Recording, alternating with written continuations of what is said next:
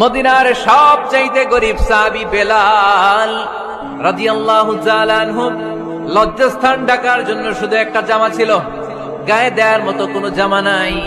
এই সাহাবীর মতো গরিব কোন সাহাবী মদিনার জমিনে নাই। এই বেলাল রাদিয়াল্লাহু তাআলা আনহুকে বিশ্বনবী ডেকে বললেন, ইয়া বেলাল আনফিক ইয়া বেলাল লা তাখশা মিন যিল আরশি ইকলালা। ও বেলাল, আল্লাহর রাস্তায় দান করো, কারণ আমার আল্লাহর ধনভাণ্ডারের কমতি নাই। সাইয়েদনা বেলাল রাদিয়াল্লাহু তাআলা আনহু সবচেয়ে গরিব।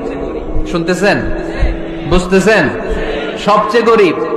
ডাউন পার্টটা ঢাকার মতো একটা গার্মেন্ট ছিল, একটা কাপড়, এটা পেঁচায় আসতো, নামাজ পড়তো।